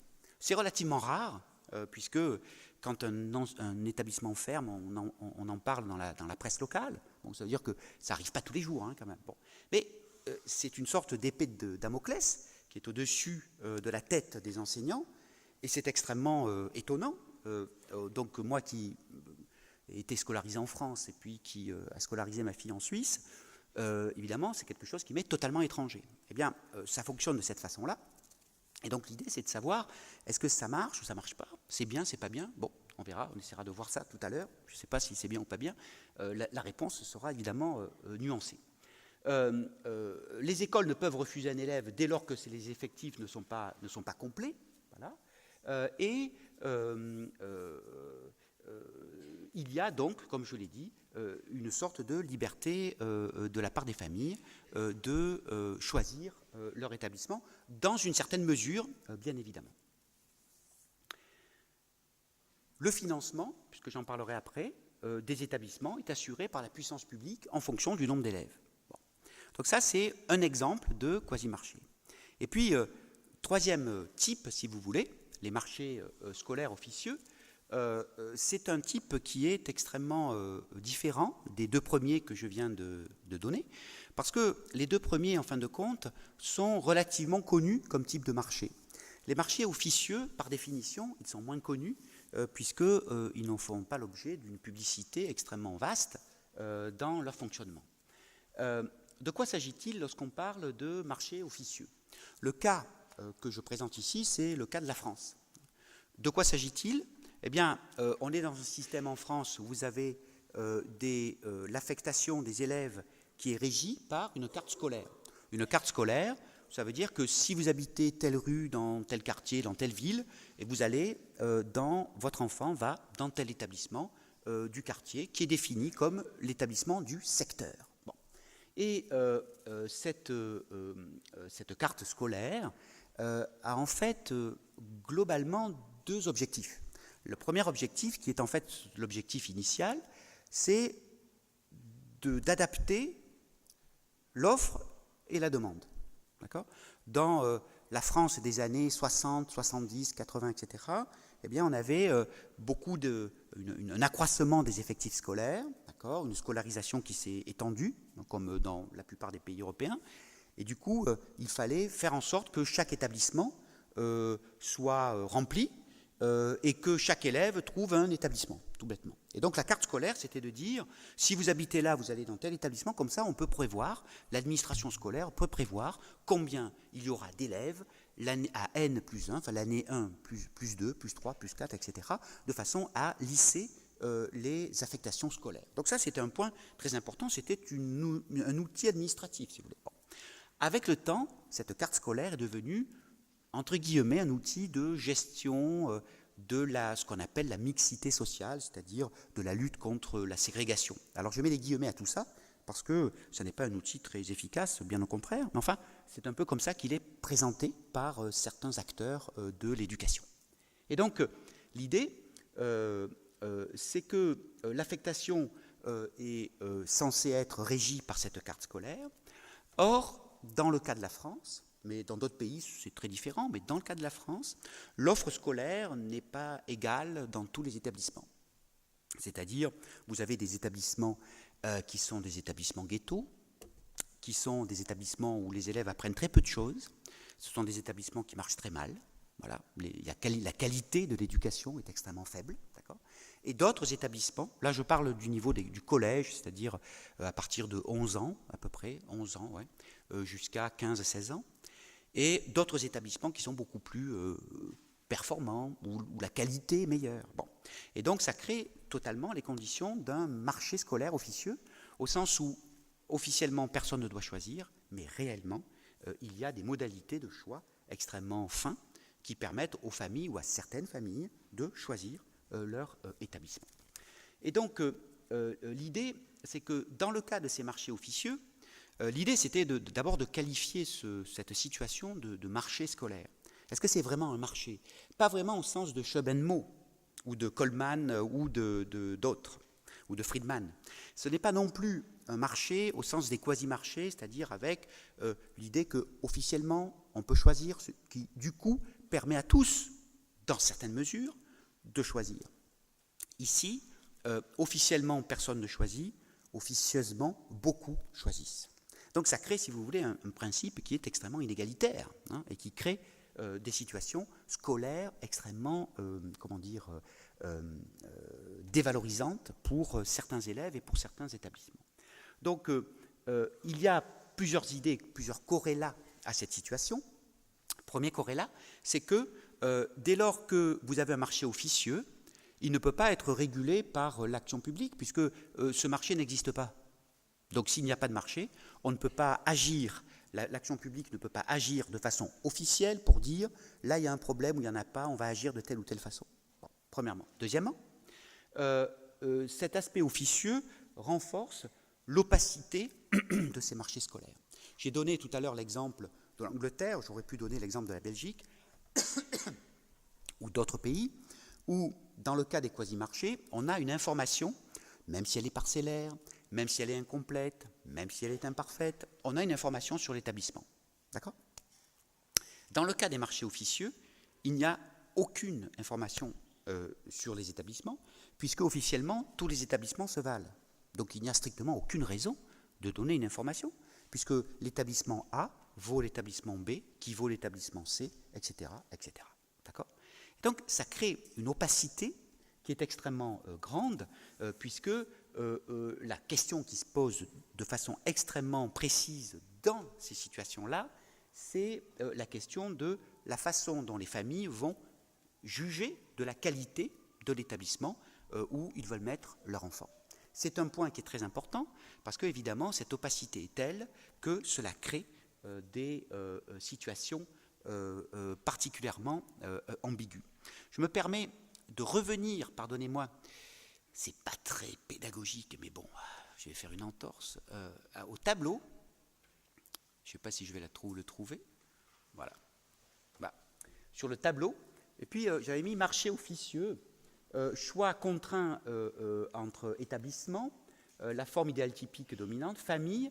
Les acteurs prépondérants, ce sont les familles, c'est-à-dire qu'il y a ceux qui choisissent, qui définissent en quelque sorte la nature du marché qui va se mettre en place. Et puis surtout, nous avions mis, mode de construction principal du jugement, j'avais mis le réseau. Alors, pour un peu expliciter cela, pour pas que ça vous apparaisse trop abstrait ou abscon, l'idée du réseau, c'est quoi? C'est l'idée que ce qui va permettre aux familles d'apprécier la qualité d'un établissement, ça va simplement être sa réputation. Et sa réputation, comment est-ce que se construit une réputation? Par des réseaux, les réseaux de parents, par exemple, qui vont dire attends, ton enfant est dans le collège machin, mais attends, mais tu es folle. Il faut absolument que tu l'enlèves, parce que c'est un collège très violent, les enfants n'apprennent rien, etc., etc. J'ai ma voisine qui a eu un problème, etc. Et donc ça crée en quelque sorte une réputation liée aux établissements, qu'elle soit négative ou qu'elle soit positive, qui en quelque sorte produit des mécanismes comme ça de marché extrêmement opaques qui posent beaucoup de problèmes. On va le voir tout à l'heure en termes d'égalité notamment. Alors, si je continue assez rapidement dans le cas de la France, qu'est-ce que je peux dire? Je peux dire que l'une des analyses qui a été faite sur ce système de quasi-marché, de marché officieux, c'est que la carte scolaire accentuait, renforçait les phénomènes de ségrégation. Quand vous habitez dans un quartier, c'est relativement connu, dans un quartier où la ségrégation est extrêmement forte, ségrégation ethnique, ségrégation sociale, etc. Bon, eh bien, le collège du quartier va, grosso modo, être le reflet de la ségrégation du quartier lui-même. Bon. Dès lors que vous avez une ségrégation urbaine, eh bien, vous avez une ségrégation scolaire. Bon. Même si on pourrait apporter des nuances là-dessus, mais pour l'instant, on peut en rester là. Et donc, quelle est l'idée qui a été développée? C'est que on va assouplir la carte scolaire. En fin de compte, cette carte scolaire, elle est extrêmement mal gérée, et du coup, on a eu, y compris après l'assouplissement de 2007, eh bien, un renforcement, d'accord, de ces phénomènes de marché, parce qu'on s'est aperçu, mais les sociologues le savaient depuis longtemps, que tout le monde ne choisit pas. Donc l'assouplissement de la carte scolaire a renforcé le choix des familles plutôt aisées, plutôt de classe moyenne aisée, pas uniquement, mais plutôt, et cela n'a fait que renforcer les phénomènes les plus négatifs liés à la ségrégation. Donc on a, si vous voulez, un phénomène d'opacité de la qualité éducative des établissements, et du coup, cela pose vraiment un certain nombre de problèmes qui sont difficilement, que l'on peut difficilement résoudre avec un système de différenciation de l'offre scolaire, avec un système d'hétérogénéité de la qualité de l'éducation et surtout avec des phénomènes d'opacité de l'information sur la qualité des établissements et du coup cela pose un certain nombre de problèmes de fonctionnement. Alors, je me permets, je ne vais peut-être pas aller là-dessus, je vais avancer, pardonnez-moi, pour traiter, parce que je vois que le temps passe, je parle un peu trop, c'est mon job en même temps, mais enfin, sur le fonctionnement des marchés scolaires. Alors, en quoi, lorsqu'on a ce système de marché, on voit que, en fin de compte, quand je vous ai présenté ma typologie ou notre typologie sur les marchés scolaires, j'ai quand même donné quelques informations assez précises sur le fonctionnement et le rôle des marchés. Le premier point, si vous voulez, c'est que les travaux qui étudient le fonctionnement des marchés vont travailler sur au moins 3 types d'acteurs.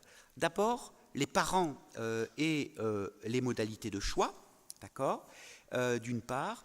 Comment est-ce qu'ils choisissent, selon quels critères, quelles sont en fin de compte les inégalités produites par ces choix différenciés, les établissements face à la concurrence, c'est-à-dire comment les établissements vont réagir à cette situation de concurrence, et puis troisièmement, comment l'action publique agit, c'est-à-dire comment l'administration scolaire, on pourrait dire ça comme ça, va réguler par éventuellement les performances, c'est-à-dire en produisant une information sur les établissements scolaires.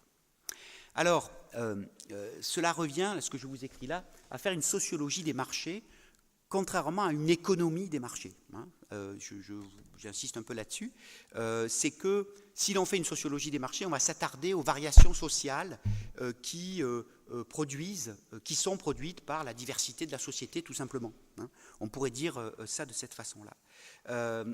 Du côté de l'économie des marchés, on va postuler que les acteurs cherchent tous, de façon égale, à optimiser leurs biens ou leurs gains. Hein. Du côté des sociologues, on va plutôt on va se questionner sur comment la diversité ou la stratification sociale va agir sur la diversité des choix et la façon dont les individus vont agir. Alors, je ne sais pas si j'ai pas... Voilà. Alors, premièrement, sur les parents, bon, je peux citer là-dessus le très bel ouvrage d'Agnès Van Zanten qui s'appelle « Choisir son école », qui est extrêmement intéressant parce que, justement, c'est une sociologie des choix. Alors, je ne peux pas m'y attarder trop. L'idée, c'est de dire comment et selon quels critères les parents choisissent. Alors, ce qui est intéressant, c'est que c'est un travail qui a été fait en France et sur, plus particulièrement, Paris et la région parisienne. Et c'est extrêmement intéressant parce que s'il y a bien un endroit en France où les marchés officieux sont forts, c'est dans cette région de la capitale. Alors, je vous donne par exemple ce tableau, juste pour résumer, hein, dans les grandes lignes, ce que montre le travail d'Agnès Van Zanten. Elle montre plusieurs choses.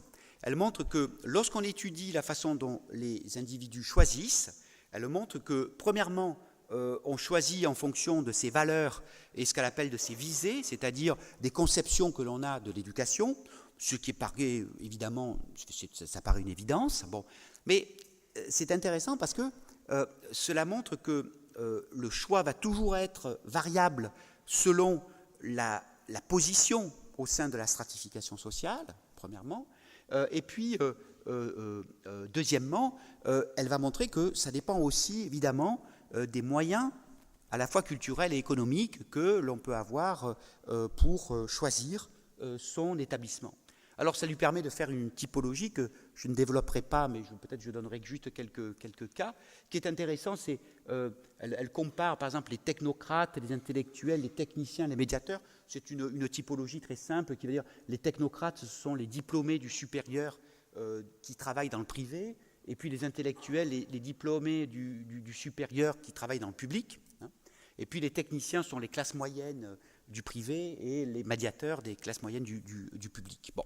Et donc, elle montre quand même que pour tout cet ensemble de personnes, de groupes sociaux, encore une fois, elle s'intéresse à ceux qui choisissent son école, hein, pas à tous les membres de ces groupes sociaux, mais elle montre comment les choix vont être extrêmement variés en fonction d'un certain nombre de critères, tels que la perception des établissements, tels que le choix, tels que la nature des réseaux de jugement qui peuvent être tissés par les individus et par les familles.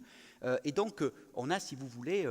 ah oui, pardonnez-moi. Et puis aussi, dans quelle mesure ces gens qui choisissent... comment les choix, sont orientés par la situation urbaine de l'habitat, parce qu'évidemment, les gens qui choisissent sont aussi ceux qui sont dans les beaux quartiers, parce que vous pouvez, si vous avez les moyens économiques, habiter dans un beau quartier où vous avez un bel établissement, et puis tout le monde est heureux, content et beau, etc. Et puis si vous n'en avez pas les moyens, vous avez plus de problèmes pour déroger à la carte scolaire, et ça pose évidemment beaucoup plus de problèmes. Alors, je ne voudrais pas m'attarder, mais je vous ai mis ici une petite citation que j'ai prise dans Actes de la recherche en sciences sociales. Ça illustrait le petit article que j'ai fait avec Joël Perroton dans cette revue. Alors je vous la lis parce que ça illustre bien le contexte, l'ambiance de la situation française sur cette question des marchés officieux et des conséquences négatives que cela peut avoir à la fois sur les individus et sur leur scolarité. Si j'avais les moyens, je déménagerais. En habitant le quartier, on se rend compte qu'on a fait une erreur. On ne veut pas être mélangé à ça. On a eu un problème de voisinage, on en a parlé aux policiers. Il y a eu des coups de feu de tirés et ils ne se sont pas déplacés. Comment voulez-vous que votre gamine qui est dans un collège où il y a toute cette racaille se sente en sécurité? Elle, elle va le vivre différemment de moi parce qu'elle n'a que 14 ans. Mais moi, je me fais du souci. Je ne peux pas l'empêcher de fréquenter certains gamins qui sont peut-être très bien, mais qui sont issus de familles bancales. Pour moi, c'est de la racaille. Alors, c'est intéressant surtout de savoir qui parle. 2 enfants, dont un dans un collège très défavorisé, dérogation refusée, mère aide-soignante, père peintre artisan. Bon. Alors, pourquoi est-ce que j'ai mis cette illustration? Pour montrer toutes les ambiguïtés de la question des marchés scolaires. D'accord? Dans la situation française, ces gens qui se sentent mal à la fois dans leur quartier et qui se sentent mal dans l'établissement de leur fille, bon, eh bien, sont à la fois coincés par la carte scolaire. C'est-à-dire, on leur dit, écoutez, la République une et indivisible a décidé que votre enfant devait aller là, donc votre enfant va là. Bon, mais eux, ils ne sont pas contents. Bon. Et ça crée un problème, à la fois un problème évidemment tout simple de frustration, et puis ça crée aussi un problème d'égalité et de justice, parce que, évidemment, ce que décrit, enfin on ne sait pas de quel établissement il parle, mais on peut imaginer qu'il parle d'un établissement ghettoisé, et que ça pose des problèmes en termes de qualité de l'offre éducative qui est proposée. Alors c'est intéressant de voir ça, et de voir que, en fin de compte, les effets de la carte scolaire sont extrêmement ambigus, d'accord, extrêmement ambigus. À la fois, dans certains cas, ça peut permettre de limiter les effets de ségrégation, par exemple, et puis dans d'autres, ça produit des effets d'assignation dans son quartier pour un certain nombre de gens qui n'ont pas les moyens économiques ou culturels de passer à autre chose et de changer ou de choisir des établissements comme d'autres personnes ou d'autres familles de classe moyenne avec plus de ressources peuvent le faire. Donc évidemment, cette question des marchés officieux pose la question du choix, ce que je disais tout à l'heure sur les opportunités, d'une part, et ça pose aussi évidemment la question de l'égalité des choix ou l'égalité des non-choix. Deuxième aspect qui concerne les stratégies ou les acteurs de l'éducation, ce sont les stratégies des établissements. Alors, je vais me permettre peut-être de passer un peu rapidement sur cette question-là, parce que j'aimerais bien parler des conséquences quand même, parce que c'est ça un peu le nœud du problème. Bon. Sur la question des établissements, j'en dis juste 2 mots. Quels sont les problèmes qui se posent? Voilà, quels sont les problèmes qui se posent? L'idée, je le répète, globale, c'est de dire, si vous avez un marché, il y a de la concurrence, et s'il y a de la concurrence, tous les établissements ont intérêt à améliorer leur offre d'éducation, parce que c'est une question sinon, ils se vident de leurs élèves. Bon. Donc ils vont être motivés pour produire, pour faire apprendre les élèves, etc. etc. Et de ce fait, cela va produire un cercle vertueux pour ces établissements. Qu'est-ce qu'on peut dire à partir d'un certain nombre de travaux, que je ne peux pas citer trop amplement, veuillez m'en excuser. D'abord, les marchés produisent des stratégies de marketing, bon, ce qui n'est pas étonnant, s'il y a un marché, il y a des stratégies de marketing, c'est normal. On va travailler beaucoup plus sur l'image de l'établissement que sur la réalité de sa production, premièrement. Et puis aussi, aspect important, c'est que j'ai déjà dit, donc je vais passer rapidement dessus, les établissements, je dirais, s'adaptent plus à la concurrence aux attentes des familles. Mais surtout, l'idée, c'est qui choisit. Alors, il y a une idée qui est extrêmement intéressante, c'est que dans les situations de marché scolaire, je pense que dans le cas belge, ça a été quelque chose d'extrêmement fort, c'est de dire que quand vous avez un marché, vous avez certains établissements qui sont plus attractifs que d'autres. Et s'ils sont plus attractifs, eh bien, ils vont avoir la capacité de choisir leurs élèves. Donc, en fait, il va y avoir des familles qui vont choisir des établissements qui sont eux-mêmes attractifs.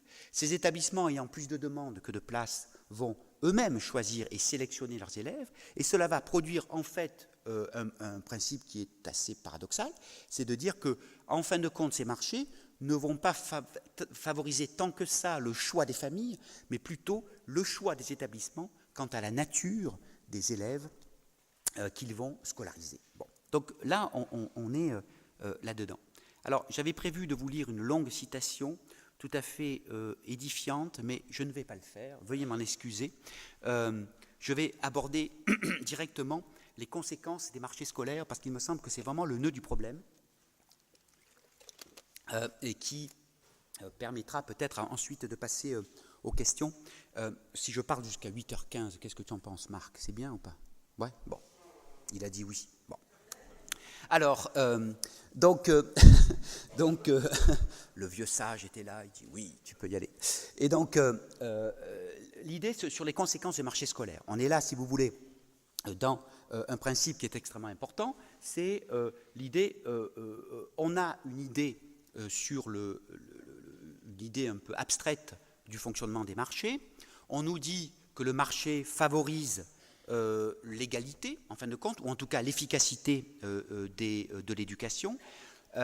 Et donc, la question, au plan empirique, c'est de mesurer ces conséquences, les externalités, comme on dit, des marchés scolaires. D'abord, sur la qualité et l'efficacité de l'offre éducative.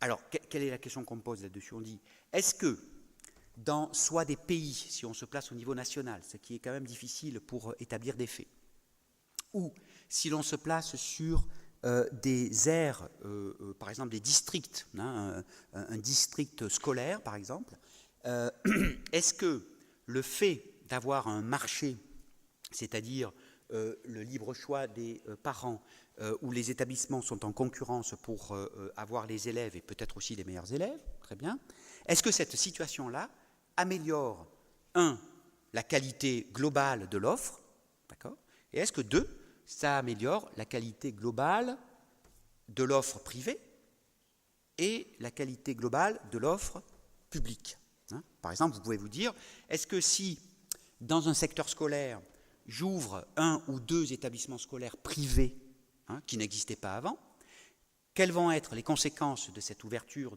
d'établissements privés sur les autres établissements? C'est-à-dire, est-ce que les élèves de ces établissements publics, par exemple, est-ce qu'ils vont fuir ou pas? Est-ce qu'il va y avoir plus de ségrégation? Est-ce qu'ils vont mieux apprendre ou pas? Est-ce que la concurrence va améliorer l'ensemble de la qualité des établissements? Ça, c'est ce que disent les tenants du marché. Ils vont vous dire oui, plus de concurrence égale plus de qualité, comme les coiffeurs. Bon. Et puis d'autres qui vont vous dire non, plus de concurrence égale plus de ségrégation, plus d'inégalité. Bon. Donc peut-être plus de qualité ici, mais beaucoup moins là. Bon. Deuxième aspect que je viens de donner sur la ségrégation et les inégalités donc d'apprentissage. Là-dessus, le débat est extrêmement vif. Et quand on lit la littérature, je dois vous dire que ce n'est pas une mince affaire, d'abord parce qu'elle est abondante, mais bon, ça fait partie du métier, mais aussi, surtout, parce que tout le monde n'est pas d'accord, et les productions scientifiques sur cette question ne sont pas toujours unanimes. Certains vont vous montrer quelque chose, d'autres vont vous montrer le cas inverse. Donc, c'est un peu ce qui fait l'intérêt de tout ça. Là, j'ai choisi de vous parler d'un seul article. Je suis désolé, mais je pensais que c'était mieux. Et c'est un article qui est une méta-analyse. Alors c'est un peu ancien, ça date de 2002, mais en même temps, ça montre bien le fonctionnement et le système tel qu'il est présenté. Belfield et Levin, 2002, une méta-analyse de 41 articles empiriques sur les effets de la concurrence entre écoles. Alors quand je dis articles empiriques, ce sont des articles qui ne sont pas simplement ouais les gars, c'est vachement bien les marchés, ou non, c'est pas bien, c'est mal. Non, on a une enquête empirique extrêmement précise sur les effets du marché ou des marchés scolaires. Alors, il y a plusieurs cas évidemment qui sont étudiés par ce travail, c'est un très bel article. La concurrence peut se faire entre écoles privées et publiques, d'accord ? Il y a d'un côté les privés et les publics, entre écoles publiques dans des districts, dans un même district, ou entre écoles publiques dans des districts différents. Les effets sont mesurés de différentes manières, évidemment. Les conséquences des marchés peuvent se mesurer, par exemple, sur les résultats académiques des élèves, évidemment. Hein. Est-ce que plus de concurrence implique de meilleurs résultats pour les élèves, puisque c'est ce que nous disent les tenants des marchés. Alors, est-ce que c'est vrai ou pas ? Sur les taux de décrochage, sur les taux de diplomation, essentiellement, mais il y a aussi d'autres aspects qui sont étudiés. Alors, qu'est-ce que nous disent les auteurs ? Très très simplement, hein, une simple évaluation indique que plus d'un tiers des 206 estimations, puisque dans chaque article, il pouvait y avoir plusieurs enquêtes qui étaient produites, d'un tiers des 206 estimations distinctes signalent une corrélation statistiquement significative entre une concurrence accrue et un meilleur résultat académique dans les écoles publiques. D'accord ? Alors vous voyez, cette phrase, elle est extrêmement intéressante. Elle est extrêmement intéressante parce que on a eu de longs débats avec mes co-auteurs. Certains m'ont dit cela montre que les marchés scolaires sont efficaces, en fin de compte. Ça produit de meilleurs résultats académiques. Mais, évidemment, il y a un mais, c'est que ça ne s'applique qu'à un tiers des 206 estimations. Alors, un tiers, c'est beaucoup. C'est pas beaucoup. On n'en sait rien, c'est juste un tiers. Bon. Mais ça nous dit quand même plusieurs choses. Ça nous dit, premièrement, que les systèmes de marché scolaire n'ont pas l'efficacité générale que défendent les tenants de cette option. Les Chebenmo, par exemple, et d'autres, vous disent, dans tous les cas, cela va améliorer le service éducatif et tout le monde va en tirer des bénéfices. Si vous mettez des écoles privées dans un secteur où vous avez déjà des écoles publiques, ces écoles privées vont permettre aux écoles publiques de se mobiliser, parce que la concurrence sera rude, ils vont se mobiliser et ils vont améliorer les résultats scolaires des élèves. Ils vous disent ça. Là, ce que nous dit cette méta-analyse, c'est que ça peut être vrai, 30% des cas, c'est pas rien, mais ça veut dire aussi que dans 70% des cas, c'est faux. Voilà. Bon. Donc, ça veut dire que parfois, ça n'a pas d'effet. D'accord. Ça, c'est un premier point. Et puis, ça nous dit aussi, c'est ce résultat, que les marchés scolaires, ce n'est pas non plus l'horreur absolue que certains peuvent décrire. Vous avez beaucoup de travaux qui vous disent les marchés scolaires, c'est l'enfer. Bon. Ça ne marche pas, ça accentue ça accentue les inégalités, ça ne produit rien de ce que prévoient les tenants de ces marchés. Là, cette phrase nous dit, c'est pas vrai non plus. Bon. Et donc, je vous avoue qu'on a été assez embêtés parce qu'on s'attendait à des résultats un peu plus marqués, et du coup, c'est pas exactement ce que l'on a trouvé. Deuxième aspect, deuxième travail que je vous présente, c'est un travail de Caroline Oxby qui fait beaucoup de travaux qui est une économiste sur cette question. Et elle produit des travaux extrêmement précis sur les effets des marchés sur l'efficacité des écoles. D'accord ? Et qu'est-ce qu'elle nous dit ? Alors, j'ai pris School Choice and School Productivity, c'est un texte que vous pouvez trouver sur Internet, mais elle a fait beaucoup sur JSTOR, vous trouvez une quantité incroyable de ses articles, donc elle produit beaucoup d'éléments là-dessus. Et je vous ai juste cité sa conclusion, parce que je ne voulais pas trop développer là-dessus. En définitive, elle montre que l'effet du choix de l'école privée sur la productivité est important et survient uniquement par un effet sur la réussite. Les dépenses par élève dans les écoles publiques ne changent pas, mais leur efficacité est plus élevée. Alors, j'explique cette phrase.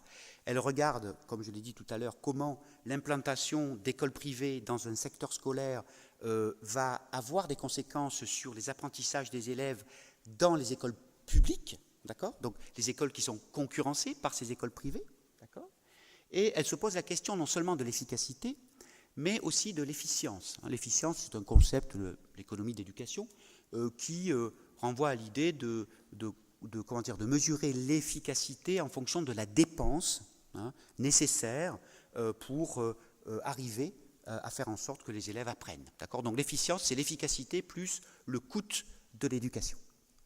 Et ce que montre Oxby, c'est que, la concurrence accrue accentue l'efficacité des établissements publics, donc des établissements qui sont concurrencés, d'une part, et d'autre part, elle montre que ce gain d'efficacité, il ne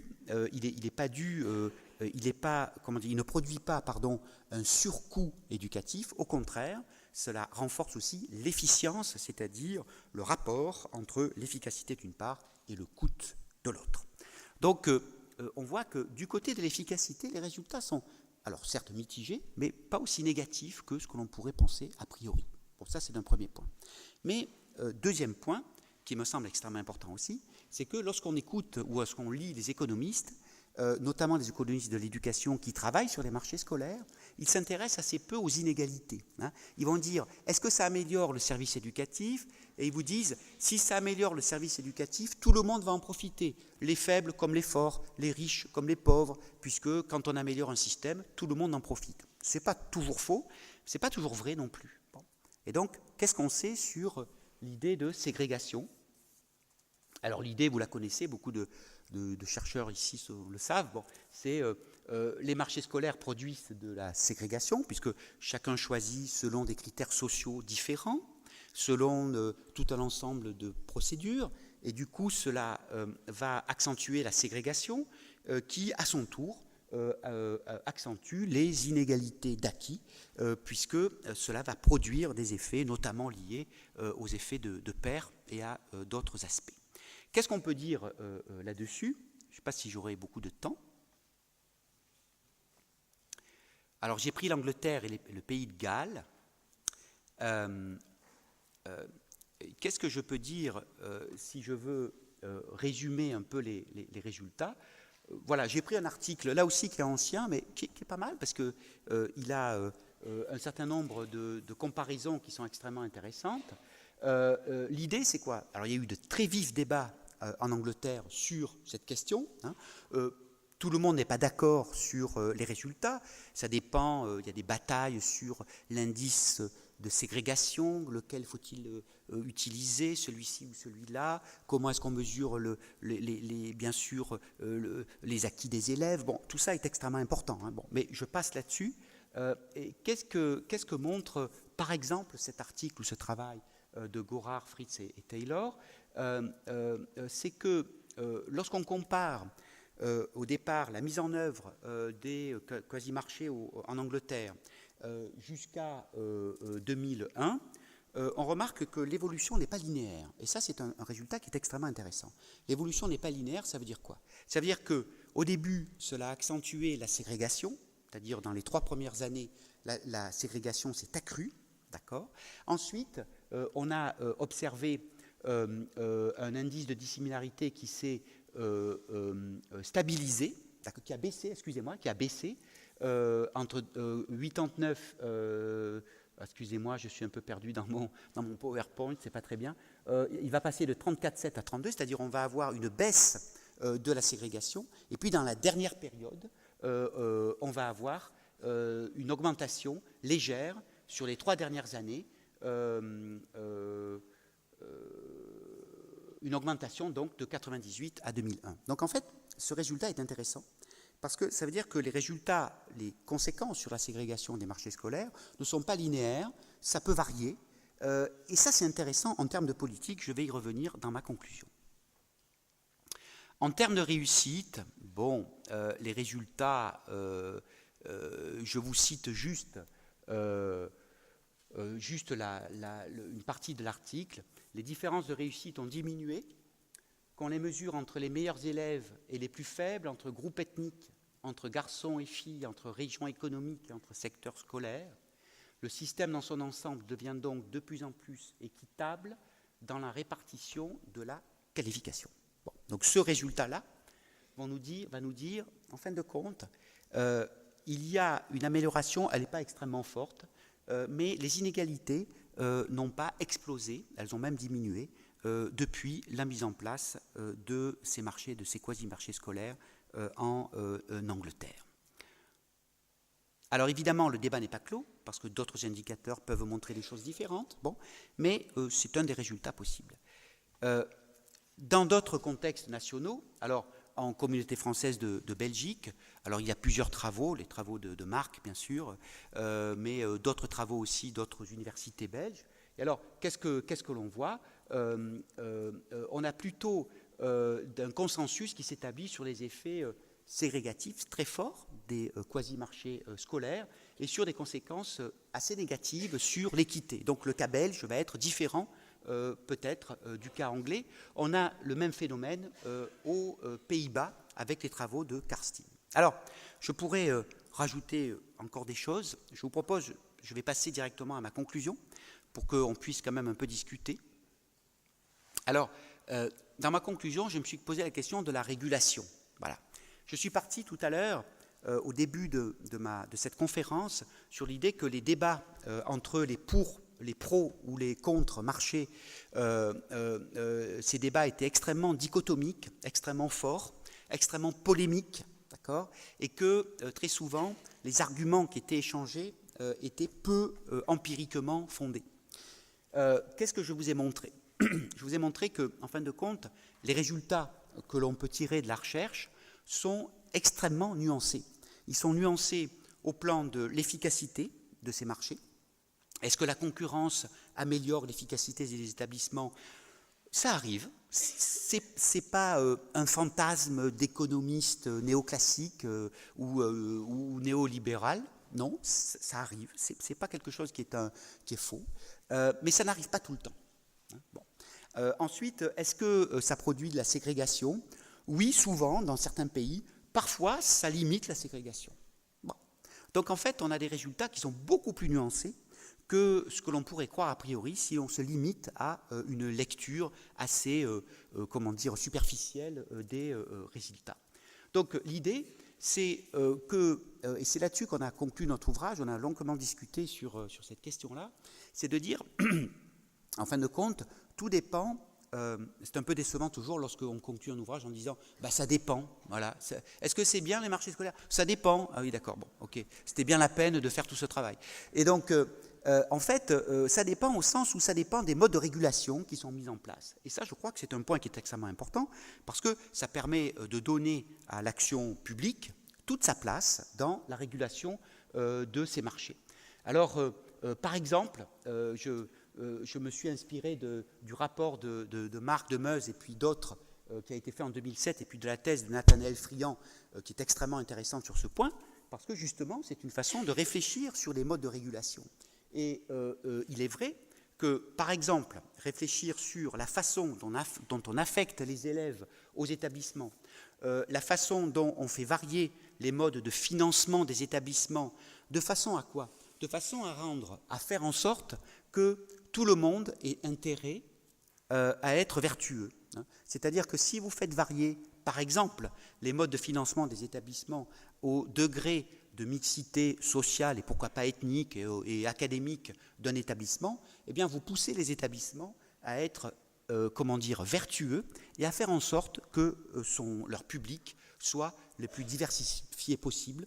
Et donc, vous faites en sorte de limiter les phénomènes de ségrégation. Et je crois que ce que nous avons observé et les résultats que je vous ai donnés, qui sont parfois des résultats qui vont dans un sens et parfois dans un autre sens, eh bien, cela montre les effets de ces modes de régulation. Parce que lorsqu'on compare des travaux, souvent, on compare des contextes que l'on ne maîtrise pas toujours et qui ne sont pas toujours explicités dans les articles. Et si des différences s'observent, c'est probablement parce que, et ça sera ma conclusion, on observe des modes de régulation qui agissent dans un sens ou dans un autre sur le fonctionnement de ces marchés. Voilà, je vous remercie.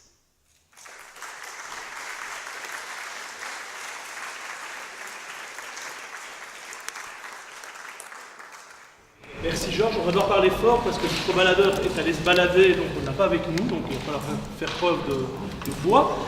Je pense que la conclusion de Georges est vraiment importante. Ça dépend en effet, on regarde de façon très distante le système belge, le système anglais, on peut se dire finalement c'est des marchés, sauf que l'histoire n'est pas la même.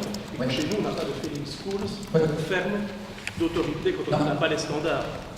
On n'a jamais vu ça chez nous, de fermer l'école. La liberté est basée sur un principe constitutionnel qui est qu'on peut offrir, et voilà. Donc je crois qu'il faut aussi pouvoir regarder le système comme tu l'as bien montré. Mais peut-être que certains d'entre vous ont des remarques, des questions, des suggestions, des idées, faire partager, soit aux autres, bien sûr, soit aussi à Georges. N'hésitez pas. 2-3 questions, 2-3 remarques. Vous êtes très fatigué. En fait, le système belge, il est quand même relativement hypocrite parce qu'en effet, on a la liberté de choix, mais on n'a quasiment aucune information officielle. Les palmarès des écoles ne peuvent pas être communiqués. Avant, on pouvait. Maintenant, c'est aussi basé sur des rumeurs et des on-dit comme en France, alors qu'en France, c'est les rumeurs et les on-dit, et on n'a pas la liberté de choix. Donc c'est pas logique du tout, quoi. Alors la question c'était de dire que dans le système belge, il y avait une certaine hypocrisie aussi, puisqu'il y avait le libre choix d'un côté, mais qu'en même temps, il n'y avait pas d'information explicite, hein, c'est bien ce que j'ai compris, sur les établissements scolaires qui permettraient de choisir en toute connaissance de cause l'établissement. Alors, effectivement, c'est un cas qui est intéressant et qui peut paraître un peu étonnant, parce qu'effectivement, si vous choisissez, si on vous dit vous pouvez choisir, il faut savoir sur quelle base vous choisissez. Alors, si j'ai bien compris, vous choisissez sur la base confessionnelle ou sur la base, c'est-à-dire vous avez un choix qui est lié, si vous voulez, pas obligatoirement à la qualité scolaire officiellement, non ? C'est bien ce que je comprends. C'était le début de l'histoire. Ça a changé de sens en cours de route. Voilà, ça a changé de sens en cours de route, et du coup, il manque peut-être un élément au système. Ce que on peut dire en comparant avec le cas anglais, c'est que le fait de donner des informations, alors, ça améliore la transparence du marché. Est-ce que c'est une information qui est fiable, qui est utilisée par les parents, etc. C'est pas toujours sûr. Hein. Encore une fois, je ne voulais pas me mettre en avant, mais c'est un peu j'ai été confronté à ce problème tout bête puisque je devais scolariser ma fille. C'est extrêmement difficile d'avoir des informations précises sur ce que sont les résultats d'une école. Bon, ça reste assez flou. Mais cela dit, je pense que l'un des éléments structurants des marchés qui permettent peut-être, dès lors qu'on a choisi ce système-là des quasi-marchés, qui permettent de donner au moins un certain nombre d'informations sur les établissements, me semble un point extrêmement important. Et il est vrai que c'est quelque chose qui permet en quelque sorte de mettre de l'huile dans les rouages, c'est-à-dire si vous voulez choisir, ou si on veut permettre aux gens de choisir, autant qu'ils choisissent sur des critères le plus objectifs possible. Et dans le cas de la France que vous citiez, effectivement, non seulement vous ne pouvez pas choisir, mais vous n'avez aucune information, et donc tout se passe par des rumeurs extrêmement difficiles à maîtriser, et en fin de compte, ça produit des effets ségrégatifs extrêmement forts. Un exemple, par exemple, quand on a réformé en France le système d'éducation prioritaire, donc il y a eu des établissements extrêmement visés comme étant particulièrement, devant être soutenus, particulièrement fortement, hein, parce que le public était très défavorisé, et ça a suscité le fait d'avoir ce label hyper éducation prioritaire, en quelque sorte, ça a suscité la fuite de beaucoup de parents qui ont vu une sorte de label négatif, de dire, eh bien, ça montre bien que cet établissement ou ces établissements sont complètement pourris, on ne va surtout pas y mettre nos enfants. Donc dès lors qu'il y a une information, elle est quand même captée par les parents, mais elle est toujours partielle, bien sûr. Ça rappelle un peu la publication d'il y a une quinzaine de jours, je pense 3 semaines, hein, dans la presse chez nous, où les indices qui servent à décider si on place ou non les écoles en politique d'éducation prioritaire, des choses comme ça, s'étaient transformés, sous la plume du journaliste, en une note sur 20. Ah, ça c'est bien. Les notes sur 20, c'est sympa. Et puis c'était assez formidable de regarder comment les gens qui lisaient ça interprétaient les choses. Donc, c'est assez effrayant. On n'a pas l'information, on fabrique l'information, on la recrée et on la manipule.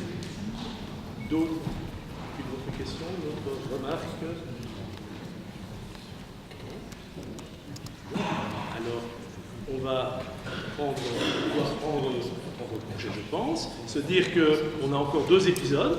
Hein, j'ai attribué le bouquin en question, donc entre moins de 200 pages, tout ce que vous avez toujours voulu savoir sur le marché. Hein. Voilà, ce sera sur la vidéo aussi. Et puis on se revoit, pour ceux qui refont le chemin, le 20 avril, c'est-à-dire juste après les vacances de printemps, les 15 jours de vacances de printemps, sur un sujet qui est aussi un sujet important, c'est la composition des classes, l'organisation. Est-ce qu'on fait des filières? Est-ce qu'on fait des groupes hétérogènes? Comment est-ce que dans le secondaire, on peut gérer finalement les apprentissages, soit à travers des groupes qui sont en petit un échantillon de la population, soit des groupes qui sont spécialisés et en fonction de différents paramètres. Et puis, on a évoqué, Georges l'a évoqué, une dernière rencontre, je pense, au 4 mai, sur les politiques d'éducation prioritaires. Ce sera la dernière série. Voilà, il me reste à vous remercier. Merci Georges. Merci.